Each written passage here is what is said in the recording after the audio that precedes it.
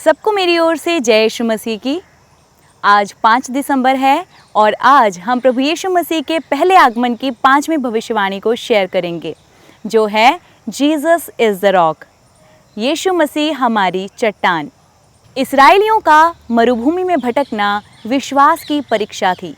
प्रभु परमेश्वर चाहते थे कि उनके लोग उनकी हर एक ज़रूरत के लिए केवल उन्हीं पर भरोसा रखें। वो उन्हें सिखा रहे थे अपने ऊपर भरोसा रखना, लेकिन इस्राएलियों ने, उनके लोगों ने ऐसा नहीं किया और उनके अविश्वास के हम बहुत से किस्से पुराने विधान में पढ़ते हैं और इसी से जुड़ा हुआ एक और किस्सा हम आज पढ़ेंगे। निर्गमन का ग्रंथ अध्याय 17 उसकी पहली वर्ष से।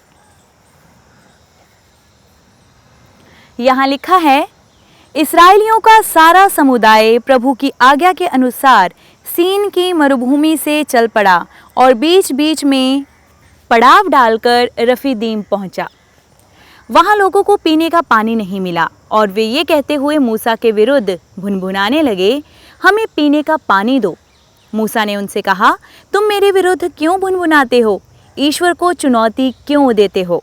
लोगों को बड़ी प्यास लगी थी और वे ये कहकर मूसा के विरुद्ध भुनभुना रहे थे, क्या आप हमें इसलिए मिस्र से निकाल लाए कि हम अपने बाल बच्चों और पशुओं के साथ प्यास से मर जाएं?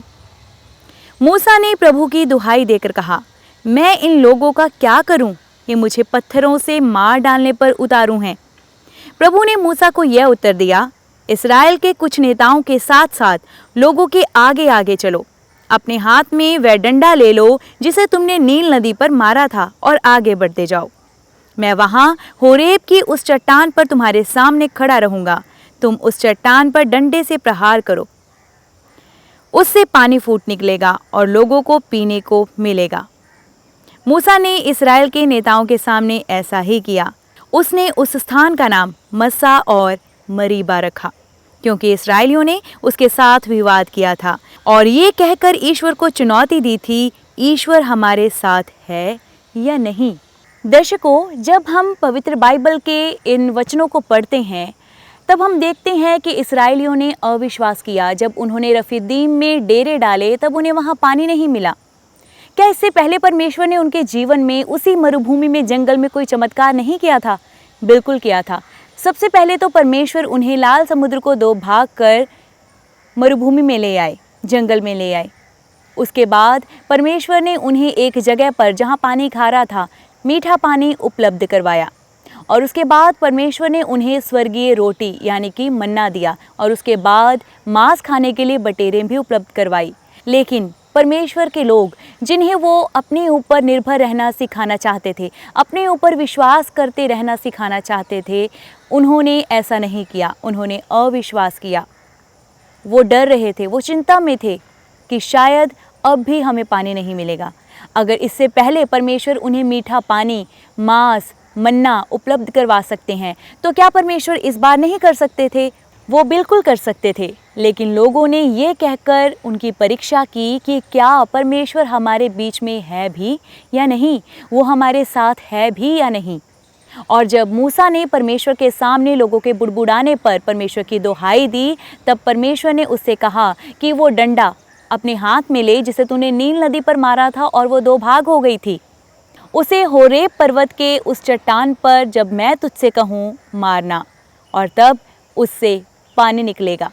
मूसा ने परमेश्वर के कहे अनुसार ही किया। उसने उस डंडे को होरेब पर्वत की उस चट्टान पर मारा और वहाँ से पानी फूट निकला और लोगों ने पानी पिया।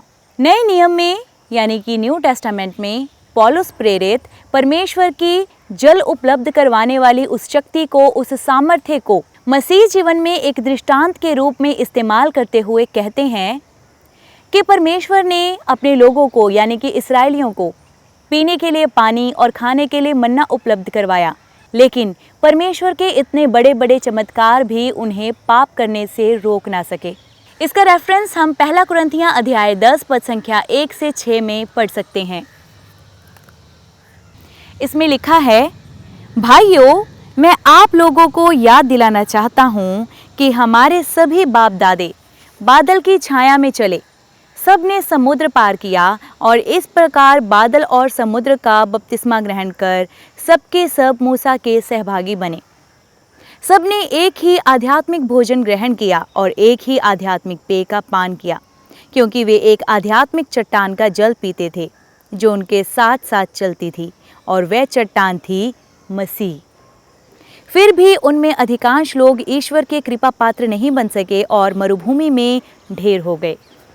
हम ये देखते हैं कि पौलुस प्रेरित ने हमें ये बतलाया कि इतने बड़े बड़े चमत्कार जो परमेश्वर ने इस्राएलियों के साथ किए थे, उन्हें पानी उपलब्ध करवाया, उन्हें मन्ना भी दिया, लेकिन उन्होंने फिर भी परमेश्वर पर विश्वास नहीं किया। लेकिन इसके साथ ही वो एक बात और क्लियर करते हैं कि वो आध्यात्मिक चट्टान जो उस समय जंगल में थी, होरेब पर्वत पर, वो चट्टान प्रभु मसीह खुद थे।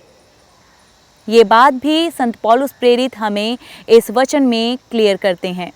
इस वचन में पौलुस प्रेरित हमें ये तो बताते हैं कि जब इस्राएलियों को परमेश्वर ने पीने के लिए पानी और खाने के लिए मन्ना उपलब्ध करवाया, फिर भी इतने चमत्कारों के बाद भी उन्होंने परमेश्वर पर विश्वास नहीं किया।